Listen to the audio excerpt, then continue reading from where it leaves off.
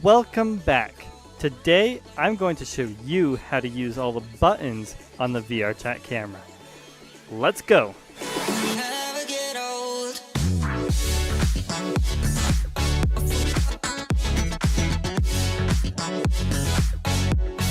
Hello everyone.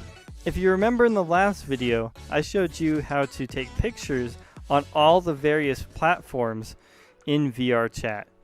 For the next few videos, unless I explicitly call it out, I will be going over PC VR only. In today's video, I'm going to show you how to use all of the different buttons on the camera. And if you stick around to the end, there may even be a little bit of a preview of my new avatar. Because I'm going to make extensive use of this button throughout this tutorial, I'm going to start off explaining the green button here.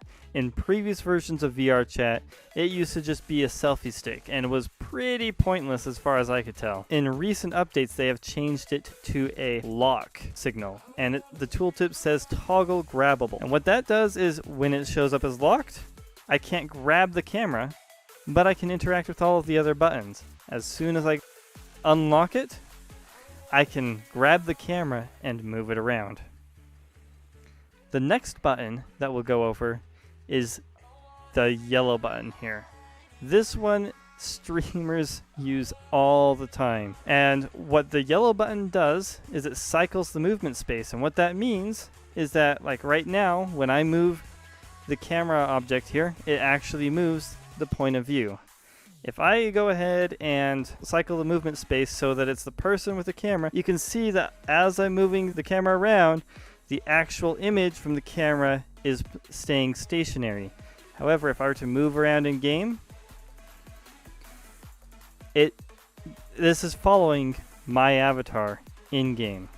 The next movement space on the camera, after you've clicked on it and it's now the person with the camera following behind, if you click on it again, it will turn into a globe. And what that means is that you can go ahead and have your camera right here, and as you move around in the VRChat world space, the camera stays right where it was at and does not move at all. This is very useful for taking things like group photo shots where you leave the camera in one place and then you go hop in the group photo with everyone else to get ready to take that picture. When you are on the global camera space, if you click on it again, it will change back to following the camera object here. The third button that we'll be going over on the camera is the cycle movement behavior button.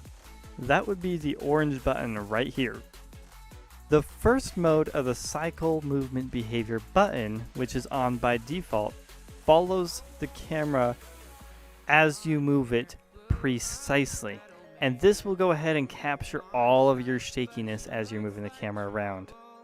If you switch it to the second behavior mode, you'll notice that the actual camera, the little cylinder right here, moves around a lot more smoothly, giving you a smoother pan as you are recording video.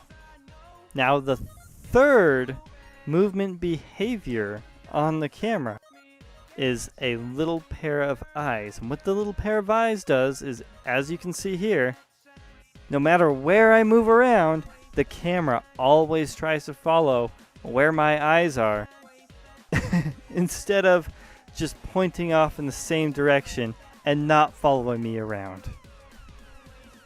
Up next, the fourth button that we will be going over is the pin button. When you press the pin button, a little menu comes out at the bottom of 3 additional pins, which is basically the settings that you can have preset to the camera.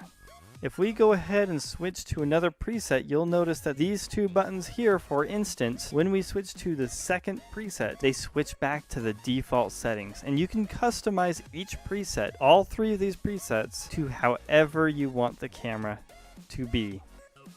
What this allows you to do is it allows you to have different camera positions. When you click the camera, instead of it taking a picture, it will switch between the current camera view and the last pin you used. So you can use this to quickly switch between those two camera angles that you want to use, possibly in your interview of two people, and just switch between whoever's currently speaking. Alright, now it is time for the purple button on the camera. The purple button with a stopwatch is the timer button. The timer button gives you about 5 seconds to pose for that grade A shot. Granted, you have 5 seconds, which means you've got to pose quick. Otherwise, you'll miss it. Well guys, I hope you enjoyed that video. I'm sorry that I did not go over the final button here, the red button, filters, as I will be covering that in another video due to the complexity and the length that takes. If this video has helped you out in some way, shape, or form, please leave a comment down below. If there's something else that you'd like to learn, let me know in the comments below. And if you want to see more videos like this, give this video a like and subscribe, please. And without further ado, the red buttons for next time. So I guess it's time for me to show you my new avatar.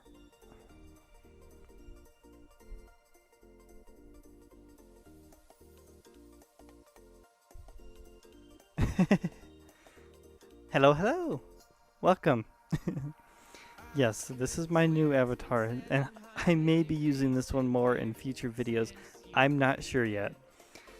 This avatar was created for a roleplay that I am currently doing with Reese's Skater. I'll leave a link in the description below to his channel if you want to go ahead and leave him a sub and see what we're doing there. I am also going ahead and streaming those sessions Friday nights at about around 6 p.m. Mountain Daylight Time.